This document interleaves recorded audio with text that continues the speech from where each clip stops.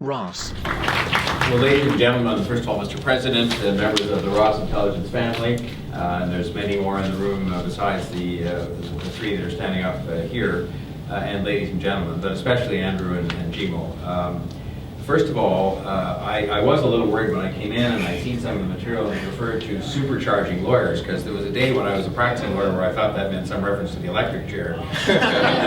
People would think lawyers belong. But having said that, I realized what you're talking about, and I guess I just have one question, which is, where was Ross when I needed Ross when I was an art student way back when? And I think it's important. I hope that the people that are not familiar with this and that are from, perhaps even from the media, understand just how revolutionary this is compared to the experience that many people had over decades, in fact centuries, of painstaking, painful legal research they did. I mean, I am enough of a fossil in terms of my age to remember going into the law library and bringing out a huge stack of 12 or 15 books and pouring through the cases, trying to find that one phrase or that one, sort of bit of reasoning that established precedent, and that was what you were trying to do for your clients. And the amount of hours that were involved in doing that were, I guess, productive hours because you learned from it, but they weren't very productive in the context of many, many books you could read through and not find anything that might be useful to your cause.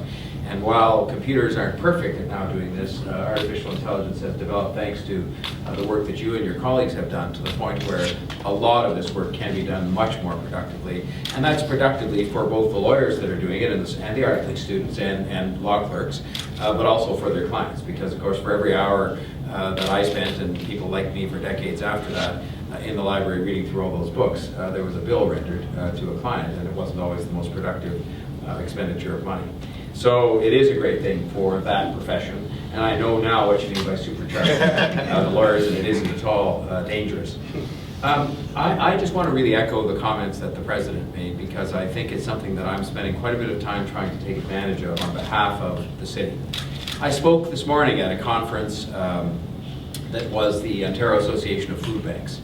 You may say, well, why am I mentioning that? Well, because at that conference I said in the end that the success that we have as a city in remaining one of the most livable cities on earth and a place where social justice is more than just an expression has to do in a foundational way with how successful we are at making sure people can find good, solid, lasting, productive employment here. And if you look at where the world is headed, and the kinds of jobs that we want to have more and more of in the city, it is headed in areas such as the ones that are going to be the result of the work that you've done and the innovation that people like you bring to this city. And we're blessed by the fact that for you to come home, and I was thrilled that you gave some hints to me when I met you in the Silicon Valley that you were going to come home with a part of your enterprise, an important part of your enterprise. It is not just about you coming home with the group of people you're going to employ here in the Research and Development Center, but it's about all that will spawn. And I'm optimistic that's going to spawn the return to Toronto, potentially, of some very smart people who left here. And they left here perhaps thinking at the time that there wasn't the opportunity here. But those things are changing every day, and we're working hard to make them change. And I was down in the Silicon Valley when I met you, selling people on the notion that of the 200,000 people who were Canadians working in the Silicon Valley, they could now come home.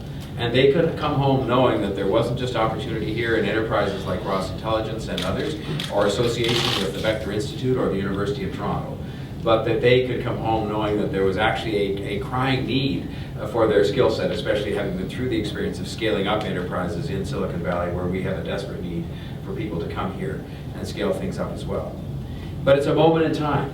And the moment in time, it is important that we take advantage of it. It's important that we have people who are willing to take that first bold step to come back or to locate something here, because we can then use you as an example.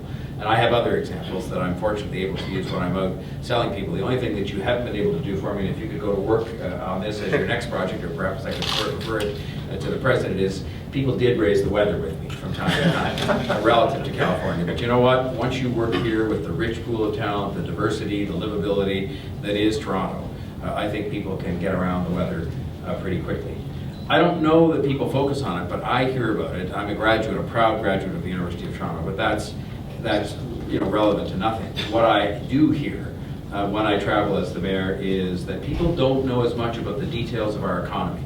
They don't know as much about the details of the incredible establishment we have here in areas like life sciences and financial services and so on. They do know of the excellence of our education system, and they know of the excellence of the graduates because so many of them have found their way around the world to work in various places, and they know something about our diversity and how we've chosen to live here together. And I hope that what you bring with you in terms of that small sense of social justice that's part of your business mandate, which is to allow people to have access to Ross who are nonprofits and people who are trying to make a difference in the world but have no money, is a small indication of your roots returning to home, and that's how we live here, and that's how we will continue to live going forward. I think it's also a big selling feature for the city. People know something of how we live here. They know we are spelling out a different narrative in the world at a time when the rest of the world is turning inward and looking for ways to cut out things like that. You're coming back here and saying that's going to be a fundamental feature of how we do business, which is to say that we are going to use our product for good. The other thing that I just want to say is that I often say this in the context of an issue everybody understands.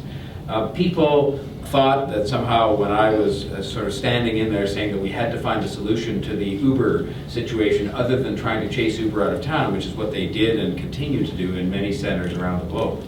It wasn't about Uber versus taxis versus anybody else at all. It was about saying that we have to send a signal loud and clear out of this city that says we want to be the home to disruptive technologies. We want to be the home to people who come in and find and are the place where we're sourcing new ways to do things.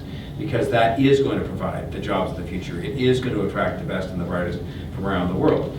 And now people look at the way we handle the Uber situation. People from around the globe are being in touch with us to say, how did you do that? How did you manage to find a regulatory regime that was fair and respectful to everybody involved, but that didn't try to throw the disruptor out of town? And I just want people to know that we're going to continue to do that. Having you here, I hope you caused lots of disruption here of the most positive kind. Okay, thank you very much, and congratulations again to you.